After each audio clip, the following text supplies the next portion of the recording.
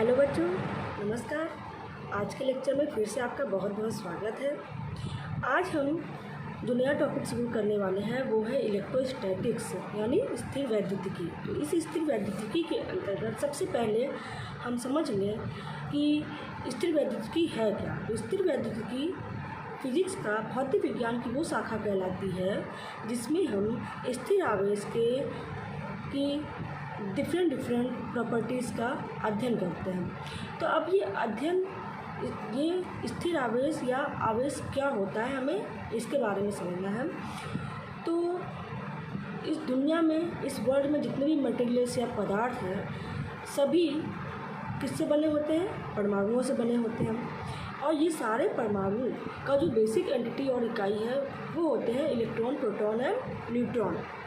तो आप सभी जानते हैं, ब्रीफली बता रहे हैं कि किसी भी नाभिक के चारों ओर इलेक्ट्रॉन जो होते हैं अपनी अपनी कक्षाओं में चक्कर लगाते रहते हैं और नंबर ऑफ़ इलेक्ट्रॉन्स और नंबर ऑफ़ प्रोटॉन्स की संख्या किसी भी उदासीन या न्यूट्रल परमाणु में बराबर होती है और न्यूट्रॉन तथा प्रोटॉन नाभिक में स्थित होते हैं। जब कभी भी दो मटेरियल्स को आपस में रबिंग की जाती है तो होता ये है कि किसी भी मटेरियल में एक मटेरियल से दूसरे मटेरियल में आपस में इलेक्ट्रॉनों का आदान प्रदान होता है। तो जो भी मटेरियल से इलेक्ट्रॉन का दूसरे मटेरियल में ट्रांसफ़र होता है तो उसमें दूसरे मटेरियल में इलेक्ट्रॉन की अधिकता हो जाती है और पहले मटेरियल में इलेक्ट्रॉन की कमी हो जाती है। तो जो देने वाला इलेक्ट्रॉन देने वाला जो मटेरियल होता है उस पर क्या आ जाता है? पॉजिटिविटी आ जाती है, वो धनात्मक हो जाता है, डोनर कहलाता है। और जो इलेक्ट्रॉन लेने वाला होता है वो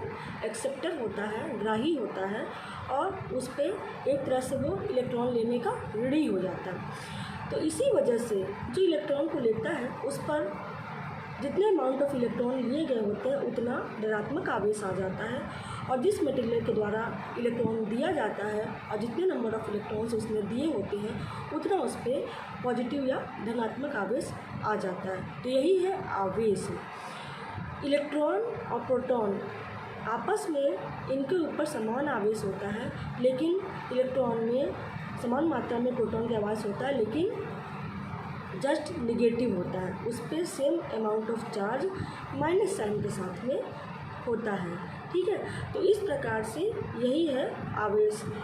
अब जब भी कभी दो आवेश, चाहे वो समान प्रकृति के हों चाहे असमान प्रकृति के हों, कहीं आपस में एक दूसरे के समीप होते हैं तो ये अपना प्रभाव एक दूसरे के ऊपर अप्लाई करते हैं, आरोपित करते हैं।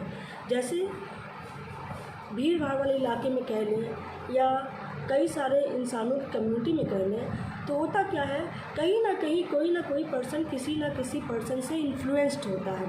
तो इसी प्रकार से जब इलेक्ट्रॉन्स का ग्रुप होता है कहीं पर, बहुत सारे, अगर एक इलेक्ट्रॉनिक माध्यम हो, एक इलेक्ट्रिक फील्ड से जनरेटेड मीडिया हो, या जहाँ पे हम इलेक्ट्रिक फील्ड की बात अभी नहीं भी करें, जहाँ पे बहुत सारे चार्जेस होंगे, हर चार्ज का दूसरे चार्ज के ऊपर किसी न किसी प्रकार का इन्फ्लुएंस होगा। अब इसी इन्फ्लुएंस को देखने के लिए कि कैसा इन्फ्लुएंस होता है, कूलम नामक साइंटिस्ट ने अपना एक नियम प्रतिपादित किया जिसे कूलम का नियम कहा गया। तो आइए चलते हैं, देखते हैं, पढ़ते हैं कि कूलम का नियम क्या होता है। तो कूलम्स लॉ दो आवेशों के लिए दिया गया। वो आवेश चाहे सेम प्रवृत्ति के हों, मतलब प्लस प्लस माइनस माइनस, चाहे अपोजिट प्रवृत्ति के हों, प्लस और माइनस, तो उनके बीच किस प्रकार का इंटरेक्शन है, कूलम का नियम इस बात को स्टेट करता है। तो चलिए देखें ये नियम क्या है। तो कूलम लॉ कहता है कि जब भी कोई दो आवेशित कण निर्वात में रखे होते हैं तो उनके मध्य लगने वाला बल उन आवेशित कणों के आवेशों के अनुक्रमानुपाती और उनके बीच की दूरी के वर्ग के व्युत्क्रमानुपाती होता है। मतलब अगर एक आवेश Q1 है और दूसरा आवेश Q2 है तो इनके बीच लगने वाला फोर्स F जो होगा वो F प्रोपोर्शनल Q1 Q2 के होगा और इनके बीच की दूरी यदि r है तो f is inversely proportional to r square के होगा, या ये कह लें कि f is directly proportional to 1/r square. अब इन दोनों इक्वेशंस को कंबाइन करेंगे तो हमें क्या मिलेगा, f proportional q1 q2/r square. Okay, अब इस प्रोपोर्शनैलिटी को हम इक्वलिटी में कन्वर्ट करेंगे तो क्या आएगा, एक constant of proportionality 1/4 pi epsilon not यहाँ पर आ जाएगा। ठीक है, जहाँ पर एप्सिलॉन नॉट क्या होता है, एप्सिलॉन नॉट को हम निर्वात की वैद्युतशीलता कहते हैं या परमिटिविटी ऑफ वैक्यूम कहते हैं। ठीक है, निर्वात की वैद्युतशीलता।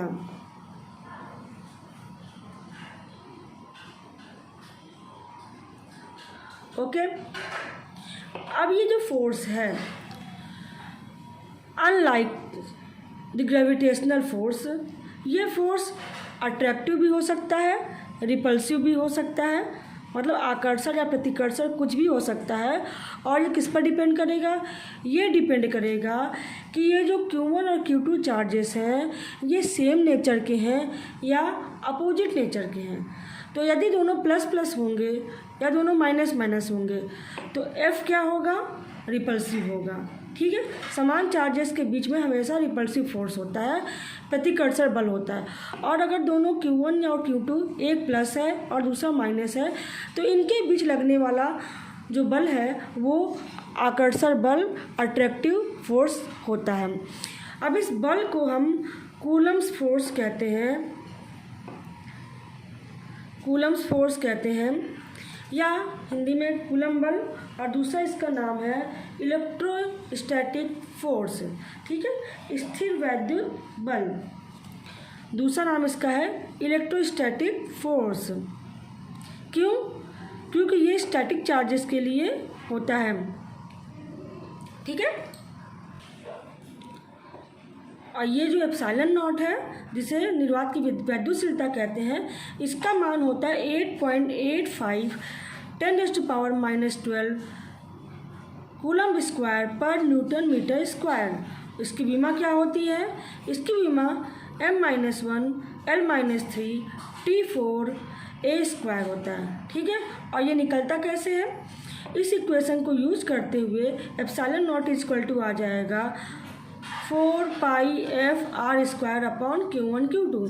सभी की विमाएँ रख कर जब हम कैलकुलेट करेंगे तो एप्सिलॉन नॉट की जो विमा आएगी वो इसी के बराबर आएगी। ओके, अब ये तो रही बात कि ये f जो है वो, ये इक्वेशन स्केलर फॉर्म का इक्वेशन है, ये scalar form of the Coulomb's law है। ठीक है, अब चूँकि फोर्स, आप भी सोचेंगे कि F तो फोर्स है, फोर्स एक सदिश राशि होती है, लेकिन यहाँ पर आप ये सोचेंगे कि ठीक है ये दोनों स्केलर हो गए, ये वेक्टर का स्क्वायर है, ये भी स्केलर हो गया, तो हो सकता है कि एप्सिलॉन नॉट वेक्टर होता हो, लेकिन एप्सिलॉन नॉट तो कांस्टेंट है, ये वेक्टर या स्केलर कैसे होगा। ठीक है, तो चलिए देखते हैं कि F को वेक्टर फॉर्म में कैसे लिखा जाता है। तो इसके लिए कंसीडर कर लिया कि Q1 and Q2 are the two charges, जिसमें से Q1 पॉजिटिव है और Q2 निगेटिव है। ठीक है, R12 क्या है, पहले चार्ज से दूसरे चार्ज के बीच की दूरी है, जबकि इसको Q1 से Q2 की तरफ मेजर किया जाता है। ठीक है, it is the distance between charges Q1 and Q2 when measured from Q1 to Q2। साथ में F12 क्या है, ये ऊपर ये बार शो कर रहा है कि F is the vector quantity. F12 is the force on the charge first due to second charge, मतलब पहले चार्ज पर दूसरे के द्वारा कितना फोर्स अप्लाई हो रहा है, F12 वो बल है। इसी के अपोजिट F21 क्या है, दूसरे चार्ज पर पहले के द्वारा कितना फोर्स अप्लाई हो रहा है, ये इसको बताता है। ठीक है, तो पहले पर दूसरे, अब चूँकि ये Q1 और Q2 दोनों अपोजिट है तो इसका मतलब क्या है, इनके बीच आकर्षण बल होगा, यानी Q1 को Q2 अपनी तरफ खींचेगा। ठीक है, और Q2 को Q1 अपनी तरफ खींचेगा। तो अपनी तरफ खींचेगा तो इसका मतलब Q1 इसकी तरफ खींचेगा, तो इसका मतलब F12 का डायरेक्शन किधर होगा, इधर। तो दिस इज़ F12, ये इसका डायरेक्शन है। इसी तरह F21 क्या है, दूसरे पर पहले के द्वारा लगाया गया चार्ज। तो दूसरे पर पहले के द्वारा लगाया गया, यानी कि जब पहला दूसरे पर लगाएगा तो पहला वाला इसको अपनी तरफ खींचेगा, ठीक है। तो पहला वाला दूसरे पर जो फोर्स लगा रहा है इसको F21 कहा जा रहा है। तो इस प्रकार से इस पिक्चर में F क्या है, F12 क्या है, Q1 Q2 क्या है और R12 क्या है, ये क्लियर है। अब हम इसको लिखते कैसे हैं, as a vector form. F12 can be written as, सबसे पहले तो हमारा 1/4πε0 होगा Q1 Q2 अपॉन R12 का स्क्वायर। अब R12 क्या है, R12 is the vector quantity.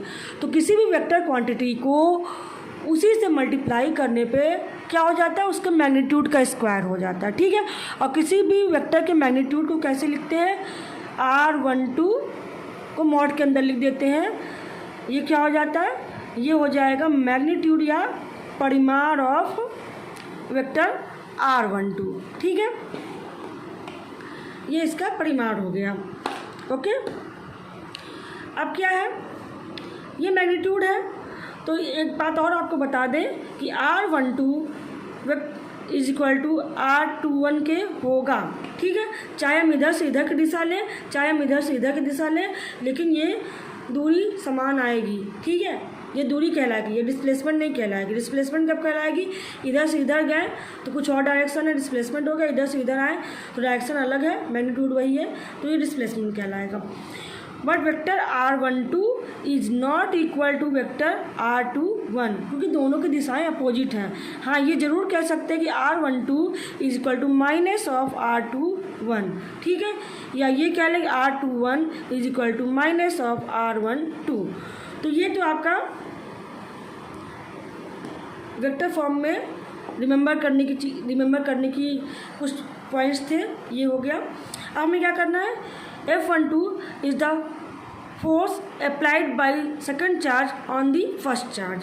तो 1/4πε0 हो जाएगा। Q1 और Q2 दोनों चार्जेस हो गए, R12 दोनों के बीच की दूरी, यानी पहले से दूसरे के बीच की दूरी। पहले से दूसरे का निकाल रहे हैं तो पहले से दूसरे के बीच की दूरी R12 रखेंगे, इसका स्क्वायर। अब आप कह रहे हैं कि मैग्नीट्यूड सब तो हो गया, स्केलर ये कहाँ से आ गया वेक्टर। तो इसके लिए हम क्या करते हैं, यहाँ पर एक यूनिट वेक्टर ऑफ R12 रखते हैं, ठीक है। ये यूनिट वेक्टर की भले ही इसका मान 1 है, क्यों, इसका में कोई भी एकांक सदिश या यूनिट वेक्टर का मान जो होता है 1 होता है, ठीक है। यूनिट वेक्टर हैज़ मैग्नीट्यूड 1, तो 1 से मल्टीप्लाई करने पे कोई फर्क तो पड़ेगा नहीं, और उस 1 को हमने R12 रख दिया। यूनिट वेक्टर के बारे में एक बार फिर आप रिमाइंड कर लीजिए कि R12 कैप इक्वल टू होगा vector of R12 upon mod of R12, ठीक है। ये जो होता है R12 का मान होगा, ठीक है। अगर आप इस वेक्टर को इस तरह से लिखना चाहेंगे तो यही इक्वेशन आपकी हो जाएगी 1/4πε0 Q1 Q2 अपॉन R12 का whole square, vector of R12 ये मैग्नीट्यूड है। R12 कैप को यहाँ से लिखेंगे, क्या हो जाएगा, vector R12 upon mod of R12, ये दोनों मिलके क्या हो जाएंगे 1/4πε² epsilon Q1 Q2 upon R12 का क्यूब, और ये है vector R12। This is force F12, ठीक है। आप इसको ऐसे भी लिख सकते हैं, आप इसको ऐसे भी लिख सकते हैं,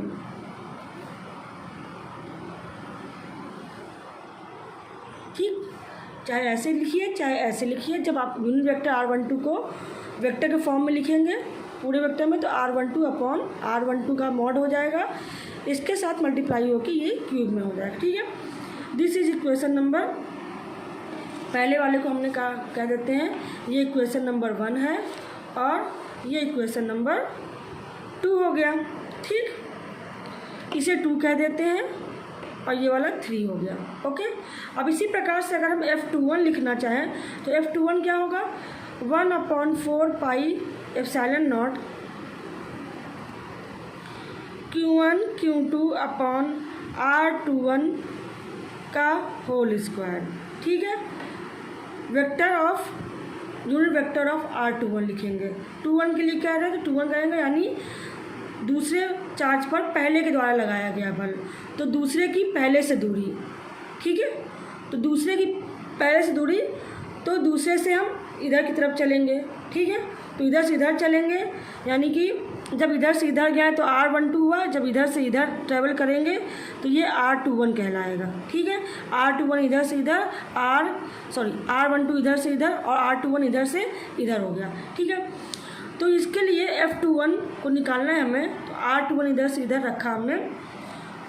इसको आगे सॉल्व करेंगे तो 1/4πε0 Q1 Q2 अपॉन R21 का whole square, R21 vector upon mod of R21, this comes out to 1/4πε0 Q1 Q2 upon R21 का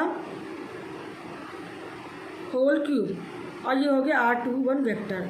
अब आप देखिए, चाहे R21 हो चाहे R12 हो, जो मॉड के अंदर है इसकी वैल्यू तो वही होगी, यानी R21 का whole square is equal to R12 का होल स्क्वायर। तो यहाँ पे हम कुछ भी लिख सकते हैं, बट R21 ये इक्वेशन देखिए, R21 is equal to -R12, तो ये रखेंगे यहाँ से, तो क्या आएगा 1/4πε0 Q1 Q2 अपॉन R12 का होल स्क्वायर, R21 को R12 कर दिया। ठीक है, R12 का होल क्यूब, और ये हो गया माइनस ऑफ R21। ठीक है, तो माइनस इसका बाहर आ जाएगा, और ये इक्वेशन देखिए as such 1/4πε0 Q1 Q2 upon R12 का होल क्यूब, R12 वेक्टर यहाँ पे भी रहेगा, मतलब दिस इज इक्वल टू आपका आ गया माइनस ऑफ F12। तो ये क्या डिक्टेट कर रहा है, यहाँ से ये हो गया कि F21 और F12 वेक्टर फॉर्म में एक दूसरे के बराबर होंगे, और निगेटिव साइन क्या बता रहा है कि दोनों का डायरेक्शन अपोजिट होगा। आप यहाँ भी देख सकते हैं F12 डायरेक्शन Q1 से Q2 की ओर है, और F21 का डायरेक्शन जो है Q2 से Q1 की ओर है। ठीक है, तो किधर भी डायरेक्शन हो, लेकिन ये क्लियर हो गया कि जो फोर्स है कूलम का, उसकी दिशा दोनों चार्जेस को मिलाने वाली रेखा के डायरेक्शन में होता है। ठीक है, और जो R21 का डायरेक्शन है वही F21 का डायरेक्शन है, जो R12 का डायरेक्शन है वही F12 का डायरेक्शन है। ओके, तो इसी चीज़ को हम यहाँ पे लिखते हैं, जहाँ से आगे हमारा जो कूलम फोर्स आया F12 is equal to minus F21 vector form में, दोनों आपस में बराबर और विपरीत है। ये क्या बता रहा है, अपोजिट डायरेक्शन को बता रहा है, अपोजिट डायरेक्शन। ठीक है, ओके। अब हम जानेंगे कि किसी भी माध्यम का डाइलेक्ट्रिक कांस्टेंट या परावैद्युत स्थिरांक या परावैद्युत नियतांक क्या होता है, कैसे निकालते हैं या किसे कहते हैं। ठीक है, तो इसके लिए हम क्या मानेंगे कि हमारे जो दो चार्जेस हैं Q1 एंड Q2, यह किसी माध्यम में रखे हैं जिसका वैद्युशीलता एप्सिलॉन है। ठीक है, क्योंकि इसके पहले हम लोगों ने क्या माना था कि यदि Q1 Q2 चार्ज निर्वात में रखे हों और निर्वात की वैद्युशीलता एप्सिलॉन नॉट हो, इनके बीच की दूरी r हो, तो इनके मध्य लगने वाला कूलम फोर्स किसके बराबर होता था, 1/4πε0 Q1 Q2 upon r square के बराबर था। लेकिन अगर इसी को Q1 एंड Q2 चार्जेस को ऐसे माध्यम में रख दिया जाए कि वो r दूरी पर ही प्रेजेंट हो, लेकिन उस मीडियम की जो वैद्युशीलता है वो एप्सिलॉन नॉट ना होकर एप्सिलॉन हो। ठीक है, यानी two charges are placed in a medium having dielectric constant, having permittivity epsilon, and both charges are placed at a distance r। तो फोर्स m कितना, F कितना हो जाएगा, यहाँ पे m को हम स्टैंड कर इसलिए लिखे हैं क्योंकि ये वाला फोर्स मीडियम के रेस्पेक्ट में, ये वाला फोर्स जो है वैक्यूम के रेस्पेक्ट में। आप चाहें तो यहाँ पे सफिक्स FV लगा लीजिए, V स्टैंड्स फॉर वैक्यूम। ठीक है, तो यहाँ से ये आ गया this is equal to 1/4πε0 sorry epsilon not नहीं लिखेंगे, केवल एप्सिलॉन लिखेंगे, Q1 Q2 upon R square. This is equation number 2। अब दोनों इक्वेशन को हम डिवाइड करते हैं तो यहाँ से आ जाएगा F V upon F M equal to dividing equation 1 with equation 2। तो F V upon F M equal to हो जाएगा एप्सिलॉन अपॉन एप्सिलॉन नॉट। ये सारी क्वांटिटीज कैंसिल हो जाएंगी, ठीक है। This is equation number 3। तो यहाँ से ये इक्वेशन आया। अब हमें ये जो एप्सिलॉन अपॉन एप्सिलॉन नॉट है ये क्या बता रहा है, ये बता रहा है कि माध्यम की वैद्युशीलता बटे निर्वात की वैद्युशीलता, यानी निर्वात के सापेक्ष उस माध्यम की वैद्युशीलता कितनी है ये इसके वजह से पता चलेगी। तो इसी को कहते हैं this epsilon upon epsilon naught is called as relative permittivity. Relative permittivity of the medium.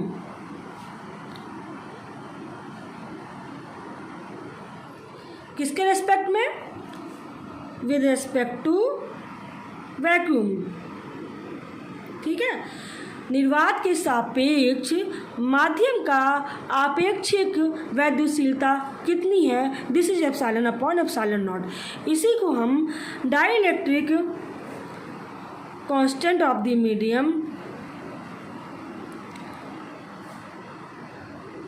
Medium with respect to vacuum.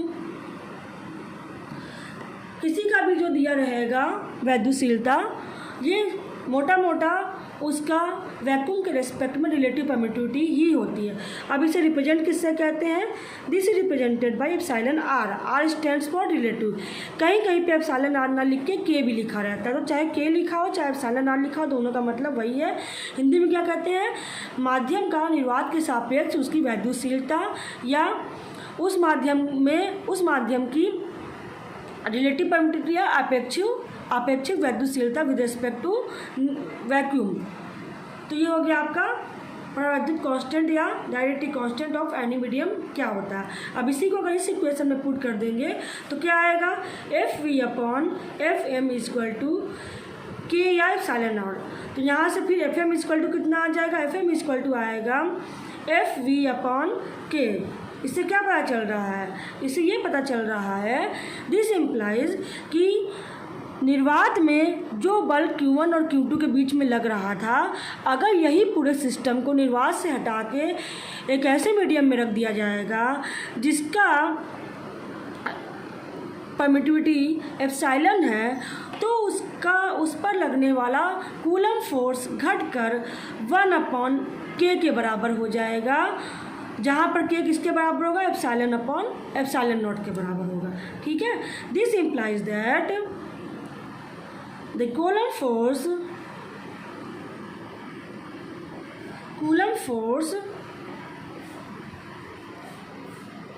between the two charges Q1 and Q2 becomes 1/k times of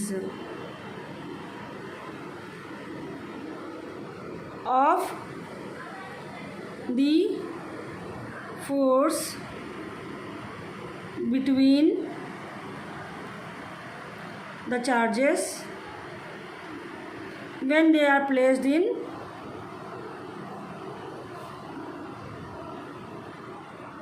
vacuum, ठीक है।